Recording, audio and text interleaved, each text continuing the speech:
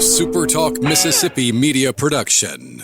Join the growing crowd at Mid-Delta Online Auction. Download their app by searching Mid-Delta Auction to bid on tractors, trailers, heavy equipment, golf carts, and more. Download the app today or call Will Jeffcoat at 662-299-2414 for more details for the first Tuesday of every month auction in Greenwood. Roll free record on my count. 7, 6, 5, 4, 3, 2. Roll A, fade up on A.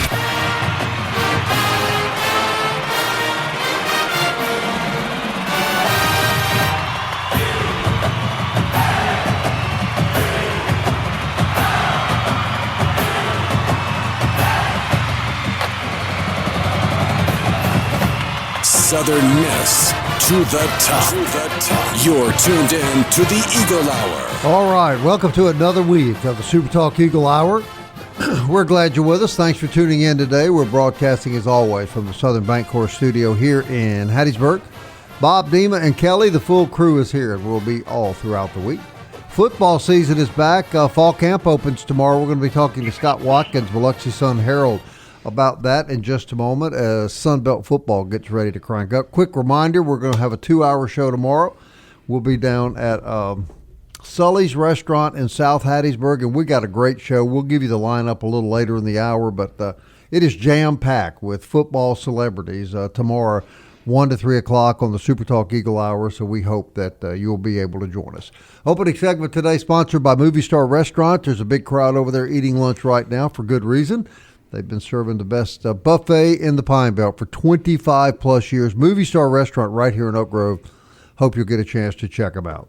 Scott Watkins is a sports writer for the Biloxi Sun Herald. Sun Herald does a great job down on the coast covering Southern Miss and the Sun Belt. He is a Troy graduate. Boo! And with fall camp opening up this week, we thought we would invite Scott back on the show to get his observations. All right, Scott, Sunbelt football about to kick off officially.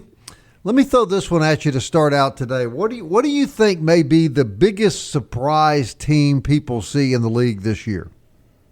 Yeah, that's a tough one with so many new pieces and so many new faces involved. I think Coastal Carolina has a chance to be pretty decent. I think Georgia State can be improved. I think Louisiana Tech could surprise some people with their quarterback. So I think it's going to be a dogfight throughout most of the league. I don't know that Old Dominion's really in a position where it's going to surprise anybody anymore. But, yeah, that group right there, I mean, Coastal with its new coach and some of the pieces that they brought over from Missouri State, they could make a little bit of noise over there in the East. That's interesting. We hadn't really heard much about them. What do you think about – I believe that one of the dark horse teams is going to be Marshall. Your thoughts about that? I don't know how dark horse that is. I mean, you've got the preseason player of the year over there. The thing that kind of fits that surprise mold maybe is they have to battle with James Madison, and you got to get past that a little bit. And there are some traditional powers over there, but I'm not really convinced on some of them, like App State. I mean, Coastal, like I said, might be all right. They might not. Georgia State's terrible. Georgia Southern might not be very good this year. Yeah, I mean, Marshall's in position to compete. I think they're going to be a bowl team once again, but I think there's a ceiling over there, and part of that ceiling is they have to play a game against James Madison. I think when there's an assistant that gets elevated to the head coaching position, and let's, Scott, talk about two teams in the West in particular that happened to. One of them is your alma mater at Troy, where Parker was bumped up as an assistant coach. DeSorma was moved up as the head coach at Louisiana as well. What do you think? What do you think the final report card was on both of those teams and those coaches last year, and your expectations for them this year? Now, both coaches are still early in their tenures. Yeah, I think those two jobs are. If you squint hard enough at them, you can almost see a semblance of kind of the traditional college football rebuild of old. Where they've somehow put together a little bit of continuity year over year since they've taken over their jobs, and you've seen that kind of pay dividends a little bit. With Troy last year, the Sunbelt West was, I mean, I felt like every team was pretty even across the board, and so having that continuity a little bit that they've built really helped Troy out a lot.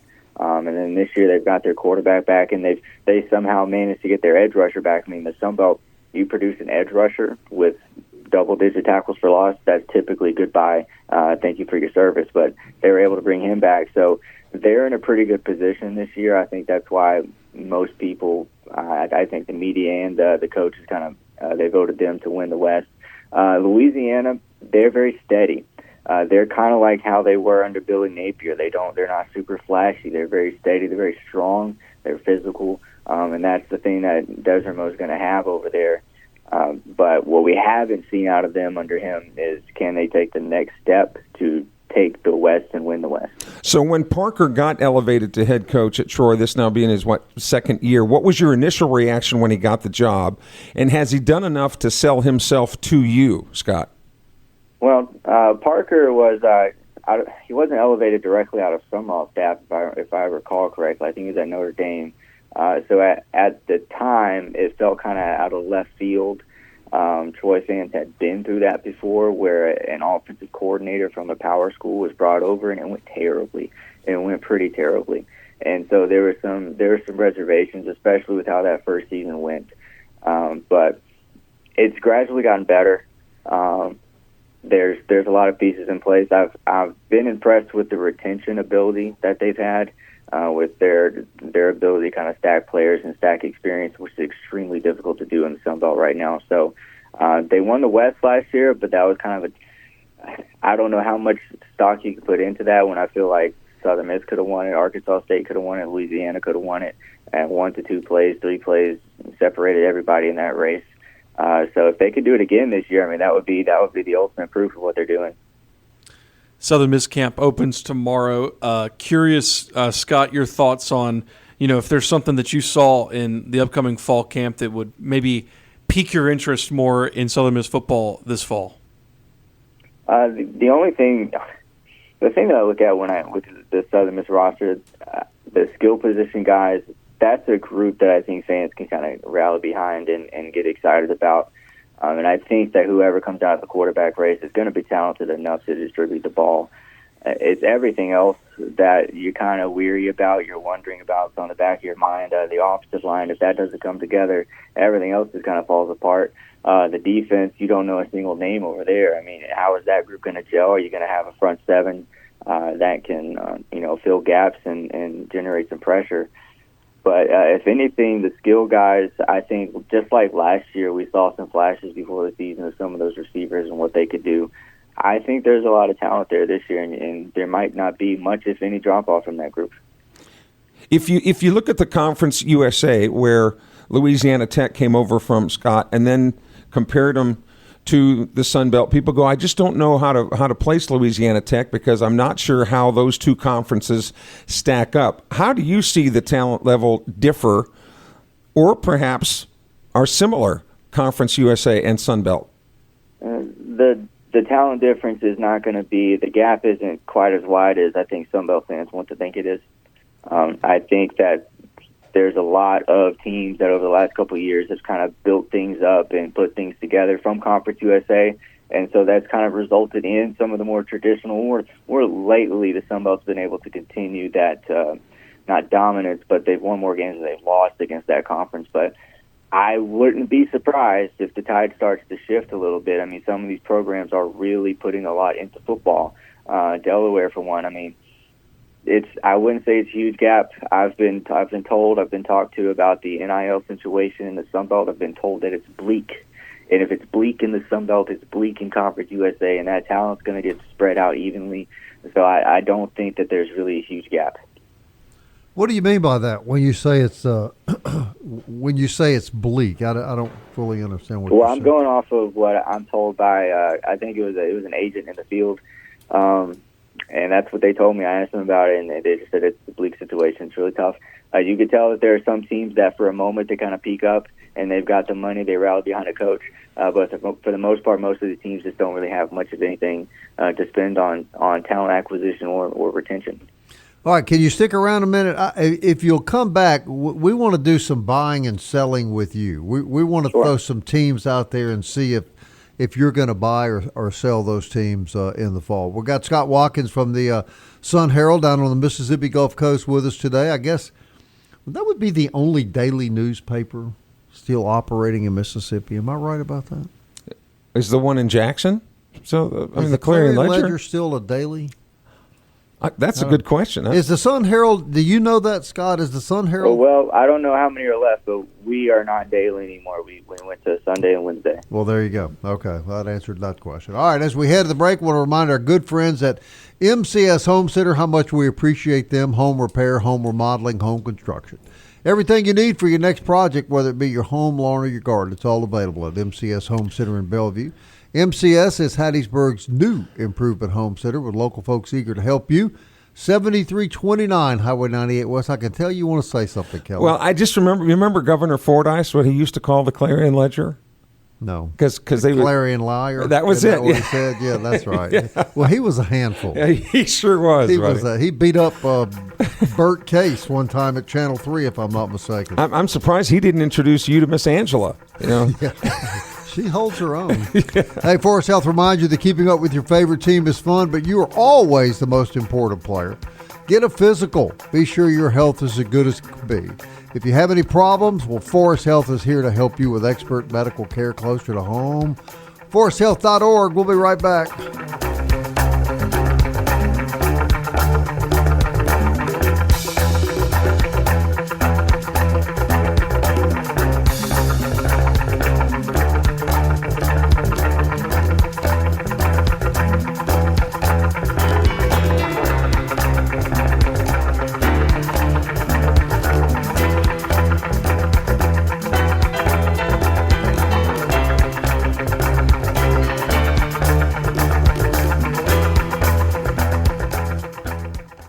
Big news from Robinson Electric Supply in Laurel. We've moved. You'll now find us directly behind our old building, right by Sawmill Animal Hospital. We're still your trusted electrical distributor, carrying everything from conduit to tape. And don't forget our full line of Milwaukee tools. Whether you're a contractor or a DIY pro, stop by the new Robinson Electric Supply at 1222 West 6th Street and see what's lighting up Laurel. Robinson Electric Supply. New location, same trusted service.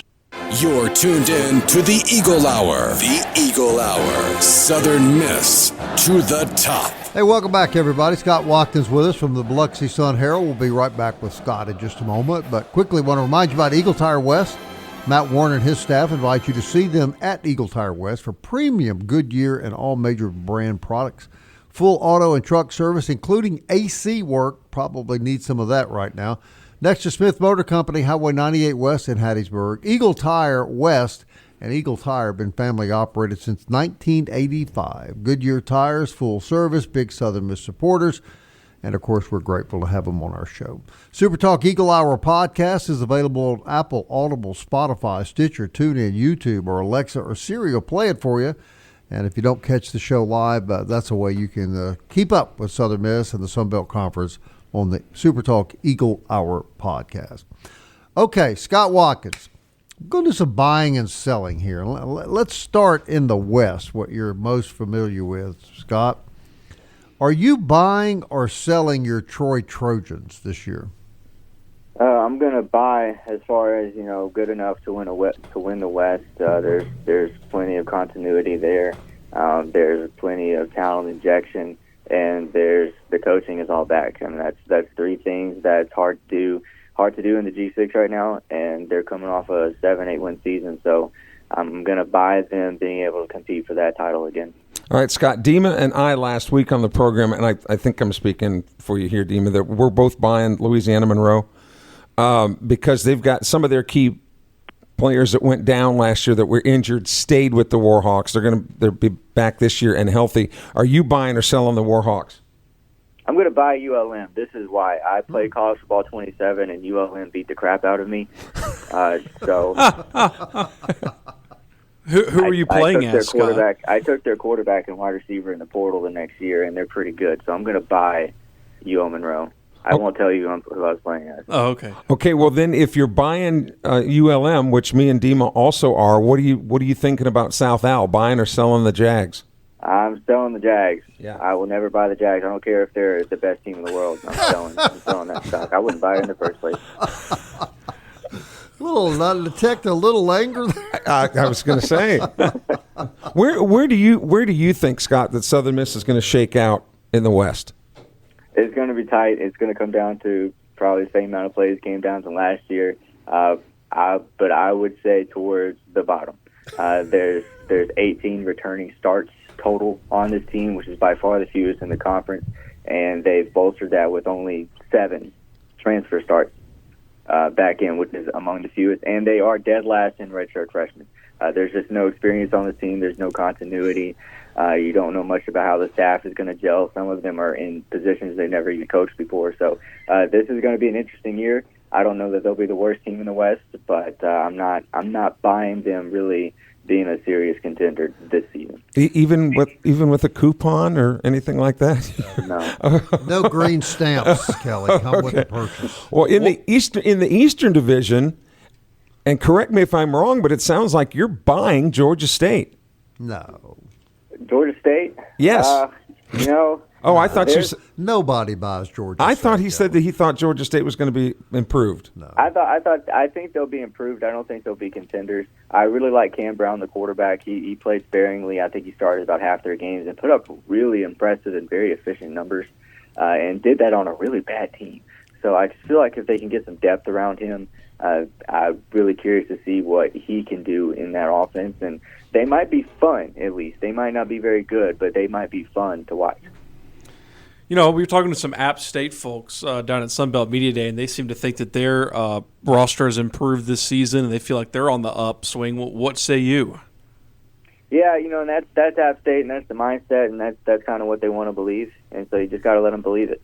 But I'm not sure that I do. There's not enough there from last year that kind of popped out to me. I thought, there's something here. Maybe they pulled together, but that's still the tougher side of the league to climb the rungs, climb the ladder at. And with Clay Helton getting to be more and more closer to the dean of coaches in the Sun Belt at Georgia Southern, and again, not putting words in your mouth, Scott, but you're not really sold on GATA, the GATA Eagles over there? No. Not too much. I'm curious what they'll do at quarterback. They brought in Max Johnson, who's been around for 12 years. I don't know how much he has left in the tank. Well, he gets another year now. Go ahead. I'm sorry. No, it's fine. That's what I got. I mean, they've never really been all that great defensively, but that's going to be the side of the ball that they've got to rely on this year. Arkansas State, man, they returned a ton of starters, but they just don't have their trigger man anymore. Jalen Rayner, that's the guy. I mean, that was one of the funner quarterbacks in the league. And so what will they do at that position? I'm not sure. They've got a bunch of skill guys. They've got some defense back. But Butch Jones' teams have always been really, really, really bad defensively, and until they get that fixed, they're not going to take that next step. But they could. I think they're going to be a top half team in the West. Yeah, but what about the overall league? I mean, it sounds like every team is going to be. You're are you selling buying everybody. the Sun Belt this year? Are they a decent league? I've been slowly. If you haven't noticed on Twitter, I've been slowly selling my Sun Belt stock. Nice. I posted a little bit about it. I've looked at the S&P Plus trends over the last few years, and it's been trailing down. I think 3 years ago, 3 or 4 years ago, this league was better than the American. It was the second highest ranked G6, G5, whatever, then conference in the country. Now it's near the bottom. I mean, it's hanging out with Conference USA and MAC. So we're going to have to see something this year that says, okay, the Sun Belt is back. Sun Belt is swinging in the right direction, but right now the Sun Belt is not trending in the right direction. Now, Scott, I want to ask you about this team because everybody loves James Madison. I get it. They were in the national playoffs. They're great. They're great. They're great. But they lost their coach. They lost a lot of their players. Why should we buy that James Madison is the automatic winner in the East? What's interesting about James Madison is they do lose the vast majority of their starts. But they have a lot of players, like a surprising amount of players that just haven't played a lot in the game, but they've been in the system for not just the last year, but the last 2 years, the last 3 years. So that's something. They've got a lot of guys just kind of waiting in the wings that have seen everything, that have seen what it takes. Billy Napier, when he came in, he talked about this at Media Day. He got an opportunity to spend time at James Madison's playoff practices, which is something that just doesn't really happen in college football. You don't really see that. So, and he talked about how that experience helped a lot. He talked about how he spoke with the last coach. He spoke with the coach before that, Signetti, and they've taken on a lot of the pillars of James Madison. He's not bringing his own system. He's not bringing his own thing, his own culture mindset. He's just kind of taken on the James Madison mantra and pushing it forward. And so I think he's just producing as much continuity as he can around that program. And that's probably why people are still leaning into it. The resources are there. Everything is there that you need to compete, so why not? And Scott, correct me if I'm wrong, is this the third coach in 3 years that I think it's 4 years. Third coach in 4 years, okay. Yeah. So that's another reason, Bob, that I think a lot of people like James Madison is it doesn't seem to matter who the head coach is. Oh. They just seem to. I mean, Chesney was there for 2 years. Signetti was there the year before, and now they've got Napier back in the league, who's already won the league at Louisiana. So it just doesn't seem to matter who's pulling the trigger at the top. James Madison just kind of reloads, and which is contrary. Southern Miss now has had 3 coaches in 3 years, and they haven't been able to find that success like James Madison has, even with the change of leadership. All right, minute and a half left. Just give us your quick breakdown of what realistically fans should expect out of Southern Miss, Scott. Brutally realistically, I think you should brace yourselves for some potentially, not great line of scrimmage play on either side, and that could really be the pitfall of this team. This defense is going to have to come together pretty quick. I think you're going to see some explosive plays. I think just the way that Blake Anderson calls plays, a lot of dink and dunk with some overtop mixed in and some power mixed in. So I think there's going to be some big plays on offense, but altogether, we might see a lot of points this season.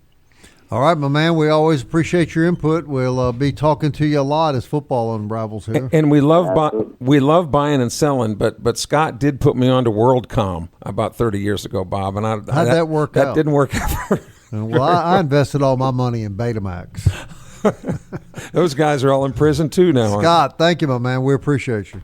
Absolutely. Thank you, guys. Scott Watkins, everybody, Biloxi Sun Herald. And boy, not a lot of optimism around town. I was going to say, I'll bet he gets invited to a lot of parties. He's a lot of fun, isn't he? Yeah. Well, Demon, it all starts tomorrow, right? 9 o'clock? Yeah, it starts tomorrow morning, and we'll see what happens. Certainly not a lot to glean from the first couple of days because they won't be in full pads and stuff like that. They'll just be in helmets. But, it'll be interesting to see some of the new guys they brought over in the summer and stuff. So a lot to discuss over the next several weeks. Actually, I think that's a good place to be, where the projections that boat that Southern Miss is in, you got nowhere to go but to prove people wrong. All right, we'll be right back. Mo Baby and Yay Company reminds you to come see them for delicious desserts. They cook them when you walk in the building and order them. Cold and hot coffee, soft drinks, everything you need. Beignets are delicious. 2902 Hardy Street, Mo Baby and Yay Company. Eagle Hour rolls along after this.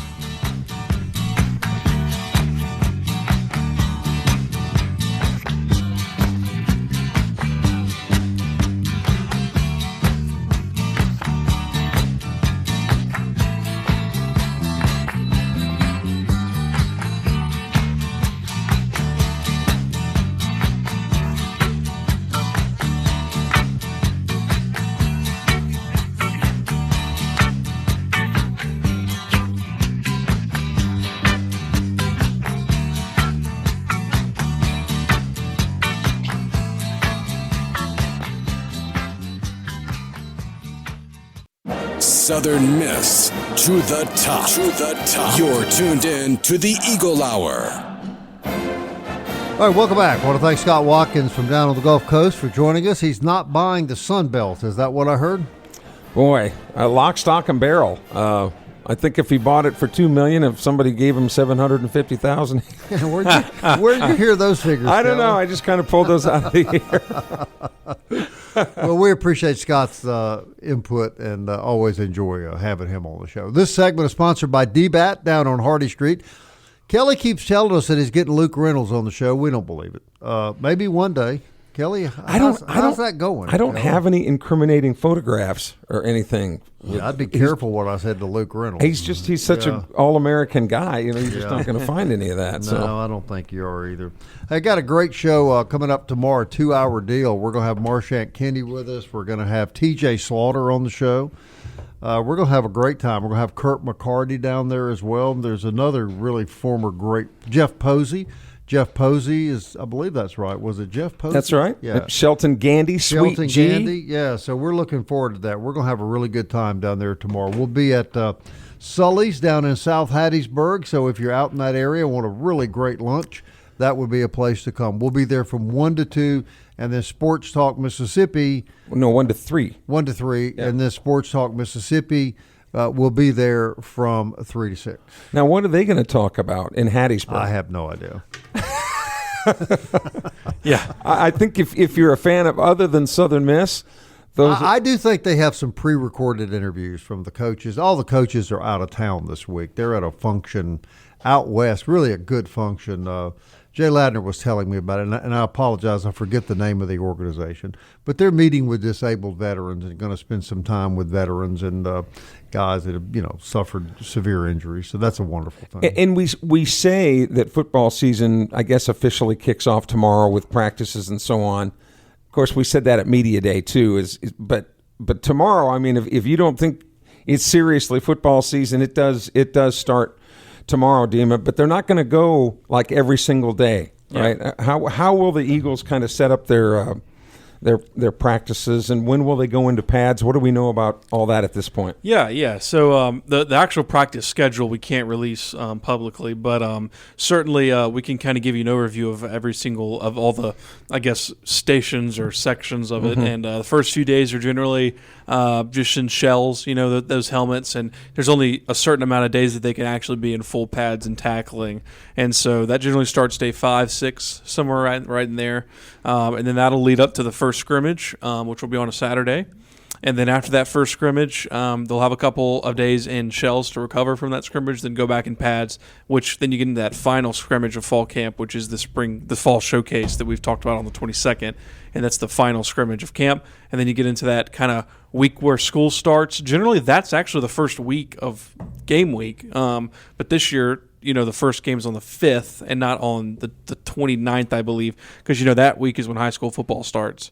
So Southern Miss actually starts a week after that this year. So probably going to be more like a rest, another extension of fall camp. They'll certainly practice still, and then the next week will be game week. So a lot to look forward to and a lot of questions to be answered. How soon do you think, and you can speak in general terms, how soon would you anticipate that Blake Anderson would name his starting quarterback? Because he made it very clear on the show last Thursday, I believe, that he definitely wants one guy as the quarterback. I would say, he won't announce it before the first scrimmage.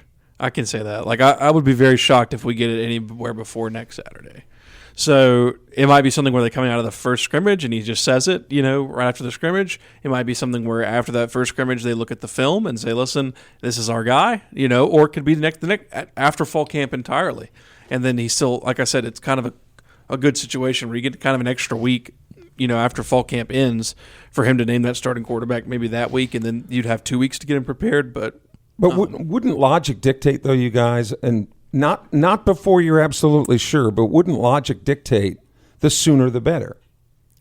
Well, sure, but I think he wants to see them all three in a game-like scenario. That's why I think after that first scrimmage is going to be the test of, all right, I know who my guy is. I don't what they're going to be doing the next few days is not going to really separate the quarterbacks. It looks like to me they have more depth in the quarterback room than any position on the team.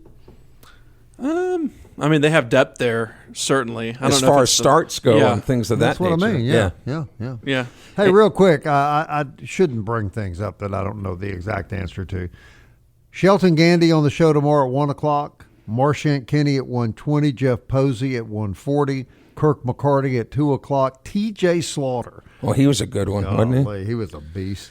At 2:20, and then Marchant back with us at 2:35. Yeah, Marchant, Kenny says that T.J. Slaughter was the biggest, meanest, toughest football player he had ever been around. And I remember, as if he wasn't scary enough, just because he was such a good... He was pretty damn scary. Yeah, he was. Mm-hmm. But sometimes he would wear these contact lenses that like the outer part would be blue, and he looked like kind of a vampire coming at you, and I'm going, golly. Great career with the Jaguars, Yes. Jacksonville Jaguars. So we look forward to that. He was a fashion plate too, man. He liked to wear the fur coats and all that kind of stuff. He was quite a character, Yeah. wasn't he? He was quite a I character. wouldn't want to go up against him, that's for sure. Fair to say that right now Blake Anderson does not have a player like that on his roster to deal with. Maybe by the end of the year we'll have Well, I hope so. 3 or 4 of them. I hope so. Yeah, I hope so. So what are you looking to – what do you think we'll know at the end of week 1, if anything, Damon? Well, I put out a story this morning, and Where can we find that? You can go find that at hubcityspokes.com. What time did you write that at? About 4 o'clock this morning when you were up with I don't know. the All my baby? time is running together. He looks Yes, really weird. because I'm also writing a football magazine right now too. So, but yeah, no, I put out a story this morning, kind of like 5 questions that need to be answered over in fall camp, and obviously it starts with the quarterback room. But the second kind of big question that I have is, who are these skill guys? Who's going to be actually like catching the football? Who's going to be actually like running the football? Because all these guys, they're all names, but none of them are just proven talent, maybe outside of your running back and Robert Briggs. So I'm looking there. I'm looking to see who's starting to separate themselves from a wide receiver perspective. And then from the front 7. I mean, it's no question that front 7 on the defensive side of the ball was not good in the spring. I mean, that's just – from a journalistic place to looking at it, that is not a good front 7. Now, what they did in the summer was they beefed up their defensive line a little bit more, and then they went out in the portal and signed a couple more linebackers from the Division II and FCS ranks. And they brought in some good players. And Anderson said that to us at Sunbelt Media Days, that he feels a lot better about his linebacker room than he did coming out of spring because of those players that they added. So that's something I'm looking at, to see that front 7, how they've changed from the spring, and then seeing who's going to kind of develop themselves on the wide receiver front. From an offensive line perspective, very big players over there. You're averaging like 340 to 360 pound linemen, which is really good. I mean, that's a significant improvement from even last year's team. Last year's team didn't have that size on the offensive line. It's just, none of them have really much playing experience. So are they going to be able to translate that mass and size and body weight into actually athletic ability to move defenders? And that still remains to be seen, because again, they're kind of going up against a pretty small defensive line in this scrimmage. And with your journalistic hat still on, I want to shift gears to talk about Arkansas State because of the black and gold seasoning that it has in there with Kenyon Clay Ethan Crawford. and Ethan Crawford. How much will those 2 guys, do you think, play a part in Butch Jones's offense there in Jonesboro? Well, I think Kenyon Clay is probably going to be their starting running back, because he started for them last season, and scored a touchdown against Southern Miss in that game, which is pretty cool. But I don't know much about Ethan. I don't know much about their quarterback situation at all to really, comment on that. But, Crawford is going to be his 4th year, so you'd think he at least has that going for him. So yeah, it should be interesting. I don't know. He was certainly athletic. Where did really Ethan, nice kid too. And where did Ethan Crawford get derailed, for lack of a better term, at Southern Miss, because he was so highly heralded in his athleticism and so on, and that he just never really didn't take off with a rocket? I think it's that they didn't buy into him, and that's just my thought. He finished that 2023 season right, and they were only down 6 to Mississippi State in that game. And then he won the final game or whatever, and played those last 3 years, and he burned his red shirt. He burned his red shirt just to play in those games, by the way. And they went out in the spring, or in the transfer portal window, and went and got Tate Rodemaker from Florida State. And it's like you're telling Crawford, we don't believe in you, right? Like, this guy burned his red shirt for you just so he could play Mississippi State, and you go out and get another quarterback.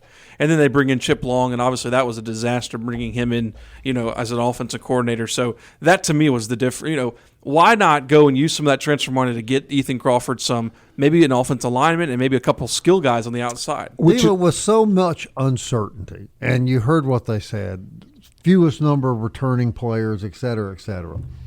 Is the Alcorn game a threat? Hey, well, I saw an opening line on that game. Southern Miss was a 22.5-point favorite against the Braves. So, I mean, certainly you would think it's going to take a couple of drives for these guys to gel together. Yeah. I mean, I don't know. There's still, to me, somewhat of a talent gap between the 2 schools. But I mean, I have said this on other podcasts. Like, if there was ever a year for Alcorn to make it interesting, it would certainly be this one. I would think I agree. If there's ever been a year that the opening game against a SWAC opponent was a little uncertain, it would be this year. I would think so. Yeah. Wow. We'll be right back.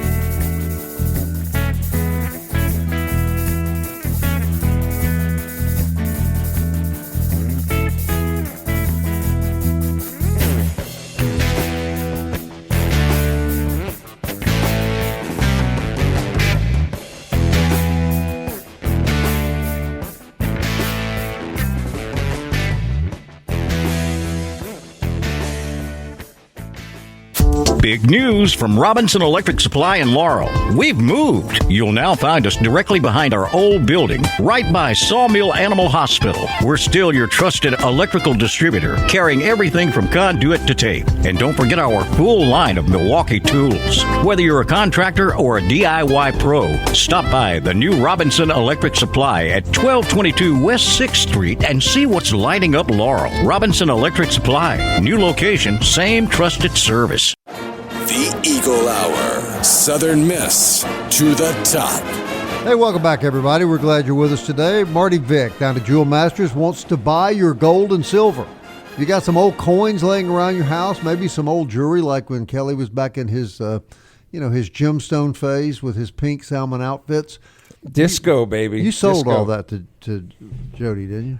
Well, come to find out, none of it was real.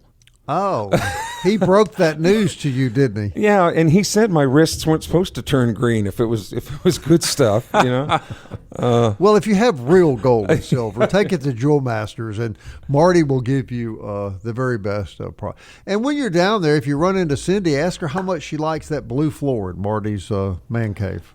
She'll probably share that information with you. Well, she gets to see it twice a week. I can't believe he said that. I cannot believe when she cleans it. I cannot believe he said that. You notice she wasn't around when he said that. I can't believe they're still married after saying that. Yeah, well, she wasn't anywhere near when he said that. He was big and brave when she wasn't there, right? Yeah. Hey, also, if you're looking for a great place to take your family for a meal tonight, I suggest you take them down to Dickey's Barbecue. I would say get some brisket, fried okra, and mashed potato casserole. How does that sound to you? Any of those are good. But, as hot as it's been, I don't even think they need to put it in the charcoals anymore. It felt pretty good yesterday. I played a round of golf yesterday. It was better. It was nice yesterday. Humidity levels were down. Yeah, I played at 2:30 and played 18 holes, and I was sweating, but it wasn't like. And you shot well. I did. Wow. I was really proud of myself. Anytime he keeps score, he shoots well. Yeah, what were you down, 70, 71, 72? No. Hey, while we're on the subject of golf, way to go, I was Davis 80, Riley. 85. Davis Riley from Hattiesburg finishing third in the PGA tournament up in Detroit. Took home a cool $690,000 yesterday. Oh, that's nice. After Uncle nice little Sunday. After Uncle Sam gets a hold of it, he'll have $150. Which, I guess beats a poke in the eye with a sharp stick, but not much more. Right. Bob, I hear that this Sun Belt preview that we've got coming up it's going to be good. Is so good that corporate sponsors were lining up, but sponsored by Hancock Whitney Bank. They wanted this. We are very glad to have them joining the show. Yeah, we'll kick it off Wednesday, and you guys did all the work. I'm just going to, Yeah, but you had to put it all together. We're going to have Thank goodness we had it, because that SD card kind of it made you a little nervous the other day. Man, I was walking into the studio and I was just shaking my head and I was like, I'm ready for this. No, that's all been downloaded and we got it ready to go. 10 coaches interviews, 2 bowl representatives, and the commissioner. We're going to be bringing those to you every Monday, Wednesday, and Friday, starting Wednesday as we count down to football season. I got to tell you, both of you guys, it's kind of hard for me to believe. You know that the NFL plays this weekend? It is the first NFL preseason, so there is NFL football till February of next year. And the good news is you can go back and listen to those interviews on our podcasting platforms You can, Dima. most of the time. That is very, very good. Most days. Most days. And if any of us take a day off, I hear Tony Romo's available. Yeah, you know. Did he get fired? I think so. Did he really? They sidelined him indefinitely. I'm gonna make an editorial comment Okay. about that. Those cops they just treated him like trash. There was no reason to videotape him and make such a spectacle out of that. If I'd have been Tony Romo, I'd have said, "No, I tell you what, you charged me with DUI, but I'm not going through this circus for you." And then they release all the video. I just thought that was. But wrong. don't you think? And I'm not saying it's right or it's wrong, but that's part of what celebrities get paid for. Unfortunately, that's why they get the big money. Is because they live in a glass house. And I will say I don't know what the evidence. Well, let me just say this: they wouldn't have done that to me or you. They wouldn't have taken us to a garage and make us start doing all this bizarre stuff with your shoes off, videotape it, and then release it to the public. They wouldn't have done that. No, but to we're the not making average guy. $40 million a year either. Well, it'll make it right. No, it doesn't. But I'm just saying that goes along with Well, you're celebrity. right. And he should have known better. Yeah, and I was going to say I don't know what the evidence shows. In this country, you're still innocent until proven guilty. But if he was driving under the influence, Well, he you can't- should not be doing that. No, you can't. Oh, do I that. 100% agree with that. I agree. I completely agree with But that. man, he's a great play-by-play guy. And I No, just- he is. Maybe the best, and you just hate to see him not on the game. Over, would that be his first offense? You know, and Yeah. I don't. Yeah, he quarterbacked the Cowboys. He's never had an offense. I think there are a lot of NFL players guilty of a lot worse Yes. physical crimes than what Tony Romo was accused But the of. law is the law. I'm not But defending. you think he should be suspended DUI. indefinitely for a single DUI? Again, I don't know what the evidence supports. I don't think so. But I know a lot of people who have been affected by DUI and stuff, and it's nothing silly and correct. nothing. Right. And it's very a serious thing. Right. And nobody should be doing that. And anybody who should be doing it, like you said, should be charged. And anybody that has that much on the line Should know better. should know better for sure. He should have known better. Tony should have known better. But Dima's right. He is a great color He's commentator. And probably the best. I really hope he comes back. This cat will sit there and tell you what's fixing to happen. It's unbelievable. Which kind of makes the game anticlimactic because No, because I'm so intrigued if what he says is right, and it seems to be every single time. It's almost every time. He's like, "How this quarterback's going to," and then here, and then you see the whole thing happen. He's like, "Yep, right there." Yeah, bring him back. I like Tony Romo a lot, and he made a mistake. Let him pay for his mistake, but don't take him away from him. you could always sign him to do Sunbelt baseball from his, even if he has the ankle He bracelet wouldn't have on. to leave. He could do it from his house. Yeah, that's right. That's exactly right. All right, we're at Sully's tomorrow from 1 to 3, 2-hour show tomorrow. We hope you'll join us. Southern Miss. To the top. Time keeps on slipping, slipping, slipping into the future. I wanna fly like an eagle to the sea. Fly like an eagle, let my spirit carry me. I want to fly like an eagle till I'm free. I go through the revolution. A SuperTalk Mississippi media production.